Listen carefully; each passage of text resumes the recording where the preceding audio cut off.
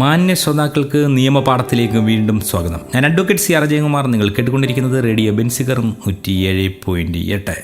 നമ്മൾ നിയമത്തിലെ ഒരു പ്രധാന വിഷയത്തെക്കുറിച്ചാണ് സംസാരിച്ചുകൊണ്ടിരിക്കുന്നത്. പൊതുവായ അപവാദങ്ങളെക്കുറിച്ചാണ് പറഞ്ഞുകൊണ്ടിരിക്കുന്നത്.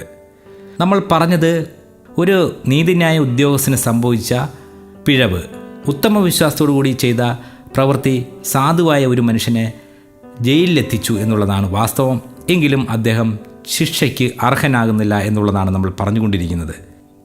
ഒരാൾ ഒരു പ്രവൃത്തി ചെയ്യുന്ന സമയത്ത് ലഹരി നിമിത്തം ആ പ്രവൃത്തിയുടെ സ്വഭാവത്തെയോ അയാൾ ചെയ്യുന്നത് എന്താണ് എന്ന് മനസ്സിലാക്കാൻ കഴിയാതിരിക്കുകയോ ചെയ്യുന്ന അവസ്ഥയിൽ അയാൾ ചെയ്യുന്നത് ഒരു കുറ്റകരമാകുന്നില്ല. എന്നാൽ അയാൾക്ക് ലഹരി ഉണ്ടാക്കിയ വസ്തു അയാളുടെ ഇഷ്ടത്തിന് വിരുദ്ധമായോ അല്ലെങ്കിൽ അയാളുടെ അറിവ് കൂടി അല്ലാതെയോ അയാൾക്ക് നൽകപ്പെട്ടിരിക്കേണ്ടതാണ്. വളരെ പ്രധാനപ്പെട്ട ഒരു സംഗതിയാണിത്. IPC 85 വളരെ കൃത്യമായിട്ട് സൂചിപ്പിക്കുന്ന ഒരു സംഗതിയാണിത്.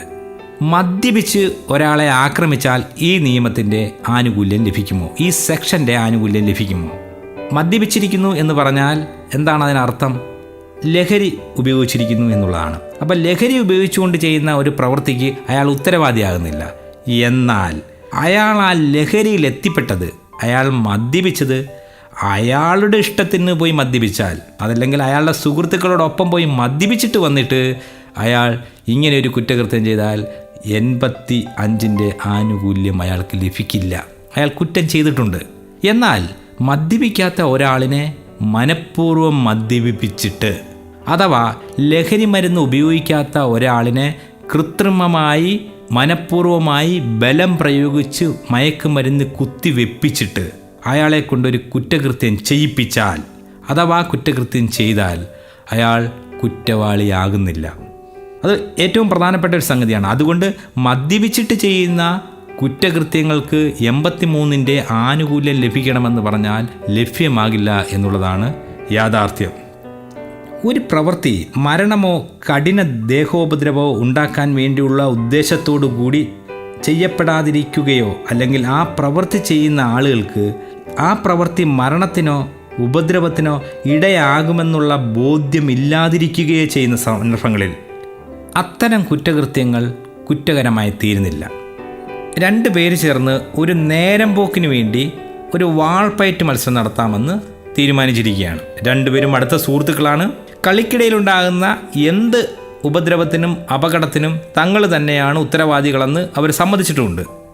എന്നാൽ ഈ വാൾപ്പയറ്റിൻ്റെ ഇടയിൽ ഒരാളിൻ്റെ വാൾത്തല കൊണ്ട് മറ്റൊരാളിൻ്റെ കൈക്ക് ഗുരുതരമായ പരുക്ക് സംഭവിച്ചു.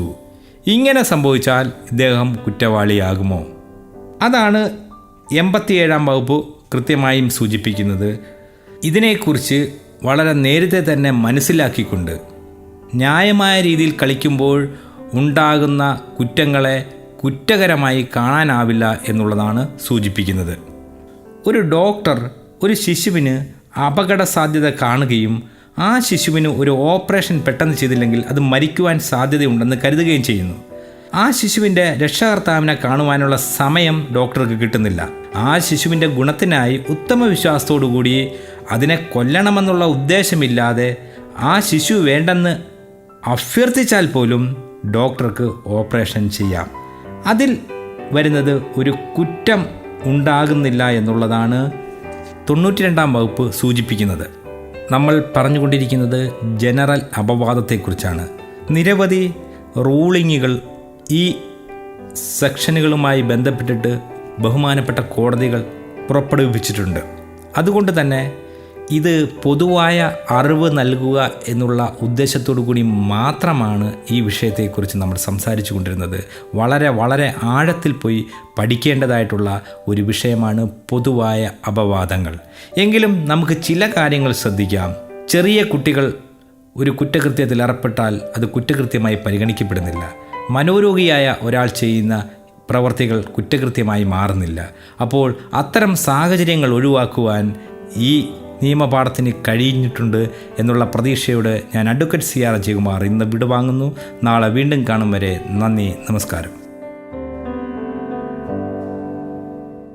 നിങ്ങളിതുവരെ കേട്ടത് നിയമപാഠം. തയ്യാറാക്കി അവതരിപ്പിച്ചത് അഡ്വക്കേറ്റ് സി ആർ അജയകുമാർ. സാങ്കേതിക സഹായം ബെക്സനേലിയാസ്.